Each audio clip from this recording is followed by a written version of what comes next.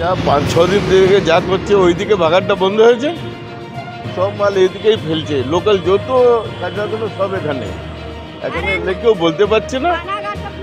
আরে যা 5-6 দিন থেকে যা হয়েছে, হ্যাঁ যা হয়েছে 5-6 দিন থেকে পুরো এই তো দাঁড়িয়েছে তো, গন্ধ ফাঁদ ছাড়ছে তো। এই 4-5 দিন থেকে বেড়েই যাচ্ছে।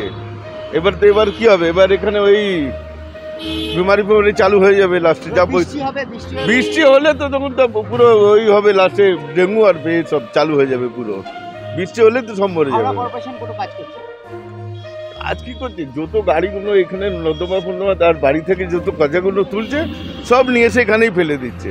আগে এখানে হতো হালকা ফালকা হতো, গাড়িগুলো এসে নিয়ে চলে যেত।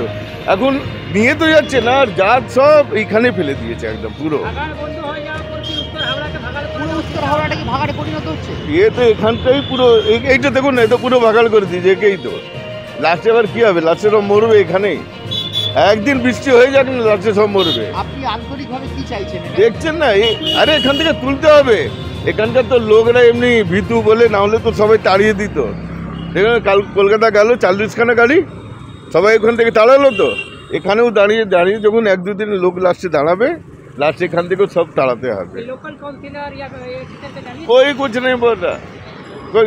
आप तो यहाँ कितना देर खड़ा है? 2 मिनट 2 मिनट में कैसा हालत देगा ना, तो समझ में आ रहा है कितना खाली थूक फेंकते चलो।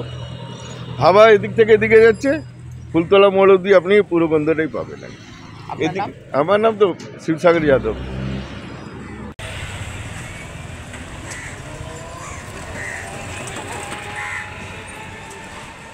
आया है यहाँ पे साफ सफाई करे की चाहिए, सब पूरा कचरा यहाँ पे आ गया। तब रास्ता पूरा भर गया तो तब एकदम रोड से बाहर जा रहा है, तो पब्लिक कैसे जाएगा, गाड़ी कैसे जाएगा? यही तो है सब। और कैसे स्मेल आ रहा है? गंद आ रहा है, और क्या आएगा? पहले इस जगह ऐसा था नहीं, पहले था, बंद हो गया था, फिर फेंकाने लगा। चालू हो गया। अभी इस तरह से पहाड़ लग गया। और पहाड़ लगेगा? नहीं उठेगा तो लगेगा ही पहाड़, गंद आएगा। रोड पर ले तो कचरा आ गया। क्या चाहते हैं?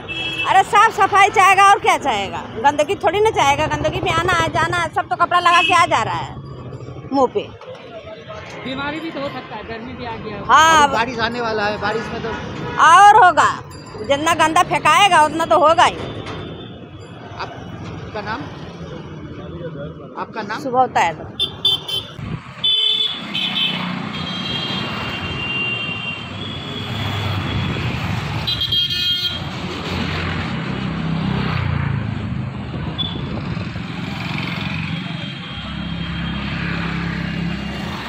ভাগাড় বন্ধ হয়ে গেছে, মানুষ অসুবিধার মধ্যে রয়েছে।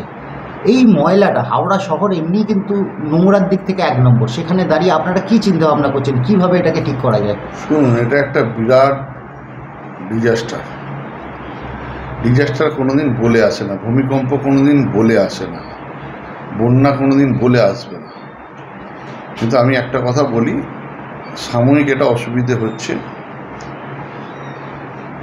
এই টোটাল হাওড়ার জঞ্জাল, যেটা 640 মেট্রিক টন পার ডে, 50টা ওয়াট, 640 মেট্রিক টন, এটা আমরা ব্যবস্থা করছি এলাকায়, যাতে কোনো এলাকায় যাতে আর এই অসুবিধে এখন এবং আগামী দিনে যাতে না হয় হাওড়া শহরে।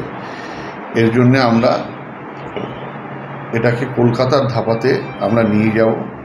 কিন্তু প্রবলেম হচ্ছে যে মূল্য যেটা হাওড়া বেলগাছিয়ায় যেতে যেটা লাগে, কত কিলোমিটার ঘুরে এসে একটা গাড়ি আবার তুলবে, আবার তার পরের গাড়িটা যাবে, শর্ট ডিস্টেন্স এবং মূল্যায়নটা শর্ট হয়।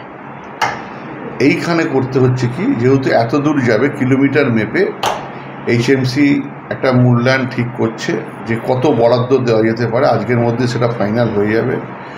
খুব সম্ভবত আমরা বলে দিচ্ছি 1 এপ্রিল থেকে টোটাল 50টা ওয়ার্ডের এই যেগুলো এখন রাস্তার ধারে পড়ে আছে, এগুলো উপায় নেই, আরও পাড়াতে ফেলার পরিকল্পনা ছিল। সেখানকার মানুষও চায় না যে এখানে এটাকে নতুন করে তৈরি করবে। কাজেই আমরা এটাকে ভাগাড়ে নিয়ে যাচ্ছি এবং 1 এপ্রিল 2রা এপ্রিল থেকে এটা বিশাল বড় ডিজাস্টার, পৃথিবীর কেউ এটাকে সামাল দিতে পারবে না। কিন্তু আমরা মানুষকে সাথে নিয়ে লড়াই করে মানুষের বিশ্বাসকে উপার্জন করে আমরা কথা দিলাম 2-3 তারিখ করে এপ্রিল মাসের আমরা টোটালটাই ক্লিয়ার করে দেবো। এখন কি ব্যবস্থা করা হবে, মানে এখন যেভাবে নোংরা একদম রাস্তার উপরে এসে গেছে, এবারে মানে গাড়ি চলাচল অসুবিধা হচ্ছে।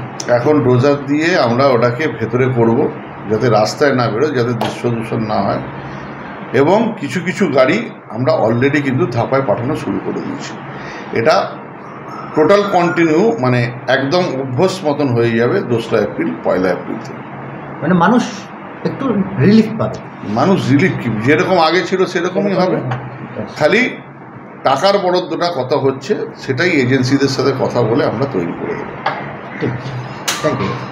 বেলগাছিয়া ভাগাড়ের সমস্যা হওয়ার পর পুরো হাওড়া শহরই ভাগাড় হয়ে গেছে। আপনি চারদিকে যেখানে যাবেন সেখানেই রাস্তার উপরে ট্রাকের পর ট্রাক ময়লা পড়ে আছে। একটা হাওড়া মিউনিসিপ্যাল কর্পোরেশন, যার পশ্চিমবাংলায় রাজত্ব আছে, এই মন্ত্রালয়ের মন্ত্রী কলকাতার মেয়র আছেন, উনি এসে এখানে খুব বড় বড় কথা বলে গেলেন। সব সমস্যার সমাধান নাকি মোটামুটি উনি করেই গিয়ে গেছেন। জল রিস্টোর হয়ে গেছে, নর্দমার কাজ শুরু হয়ে গেছে, আবর্জনা ফেলার ব্যবস্থা করে দিয়েছেন, যাদের ঘর বাড়ি ভাঙা ছিল তাদের জন্য কন্টেনার পাঠিয়ে দিয়েছেন। আসলে প্র্যাকটিক্যালি কি এটা হয়েছে? এখনও বেলগাছিয়া ভাগাড়ের মানুষ খাবার জল পাচ্ছে না, জল নেই। পুরো বামনগাছি জলের মধ্যে ডুবে আছে, জল বেরোচ্ছে না। ঘরের বদলায় ওখানে টিনের লোহার কন্টেনার দিয়ে দিয়েছে, যেখানে মানুষ 1 ঘন্টা বসতে পারবে, থাকতে পারবে না। আজকে পুরো হাওড়া শহর ভাগাড় হয়ে গেছে। হাওড়া শহরের মানুষ রাস্তায় হাঁটতে পারছে না। এটা 100% failure of Howrah municipal corporation আর ডিস্ট্রিক্ট অ্যাডমিনিস্ট্রেশন। এই দায়টাকে কোনোভাবেই আপনি এড়াতে পারবেন না। এই দায়িত্ব দেওয়া থাকে। দেখুন, 2013 সালে হাওড়া মিউনিসিপ্যাল কর্পোরেশনের নির্বাচন হয়েছে, টিএমসির বোর্ড গঠন হলো, আর সেই বোর্ডে 11 নম্বর ওয়ার্ডের কাউন্সিলর তিনি এমআইসি কনজারভেন্সি হয়েছেন। 2013 থেকে 2018 পর্যন্ত উনি এমআইসি কনজারভেন্সি ছিলেন। যখন বেলগাছিয়াতে ভাগাড় থেকে পাহাড় হলো, বেলগাছিয়া ভাগাড়ের ধস নামতো, জল জমা সমস্যা শুরু হয়েছে, এই সব ওনার আমলে হয়েছে। তারপরে উনি হাওড়া মিউনিসিপ্যাল কর্পোরেশনের অ্যাডমিনিস্ট্রেটিভ বডির সদস্য ছিলেন, তারপরে উনি বিধায়ক, এখন তো মুখ্যমন্ত্রী ওনাকে বিশেষ অধিকার দিয়েছে। হাওড়ার এই যে আবর্জনার পাহাড় তৈরি হয়েছে, হাওড়ার মানুষ এই যে এত সমস্যার সম্মুখীন হয়েছে, তার দায় 100% মাননীয় বিধায়ক গৌতম চৌধুরীজির আছে, যিনি হাওড়া মিউনিসিপ্যাল কর্পোরেশনের অ্যাডমিনিস্ট্রেটিভ বডির সদস্য। বিশেষ করে উনি কনজারভেন্সির কাজ দেখছেন। উনি নিজের ফেলিওরটাকে অন্য লোকের ঘাড়ের উপরে কোনো মতেই দিতে পারেন না। উনি নাকি বলেছেন যে আগামী 3 তারিখ 4 তারিখ পর্যন্ত হাওড়া শহরের আবর্জনা শেষ হয়ে যাবে। উনি কি 5 দিন খেয়ে পায়খানা না করে থাকতে পারবেন? হাওড়া শহরে রোজ কয়েকশো মেট্রিক টন ময়লা বেরোয়। আজকে হচ্ছে 28 তারিখ, 3 তারিখ 4 তারিখ মানে বুঝতে পারছেন যে বেলগাছিয়া ভাগাড়ের যে চিত্র আপনারা দেখাচ্ছেন ড্রোন দিয়ে, হাওড়া শহরের সমস্ত রাস্তার ওই রকমই বেলগাছিয়া ভাগাড় হয়ে যাবে। ওনার কি কল্পনা আছে যে 5 দিন যদি আমরা রাস্তা থেকে ময়লা না তুলি রাস্তার অবস্থা কি হবে? একজন জিম্মেওয়ার জনপ্রতিনিধি এই ধরনের কথা বলতে পারে, আমি তো কল্পনাও করতে পারছি না যে উনি কিভাবে এই কথা বলতে পারছেন। ফিরহাদ হাকিম বলে গেছেন যে 3 বছরের মধ্যে উনি নাকি বেলগাছিয়া ভাগাড়ের পাহাড়টাকে মাঠ করে দেবেন, কিন্তু আমি তো দেখতে পারছি না। ওনাদের যে সদিচ্ছা আছে সে সদিচ্ছাই দেখা যাচ্ছে না। এখন পর্যন্ত ওনারা কোথায় ময়লা ফেলবেন সেটা ঠিক করতে পারছেন না। এখানকার মাল নিয়ে গিয়ে আরুপাড়া ফেলবেন, সেখানে জনবস্তি এলাকায় সেখানকার মানুষ লাগাতার বিরোধ প্রদর্শন করছে। সেখানকার এমএলএ বলছে, মন্ত্রী বলছে যে আমার সঙ্গে কোনো আলোচনাই হয়নি। এটা পূর্ণভাবে এদের ফেলিওর আছে, এদের নিজেদের মধ্যে কমিউনিকেশন নেই। এই পুরো সরকারটাই দেওয়ালিয়া।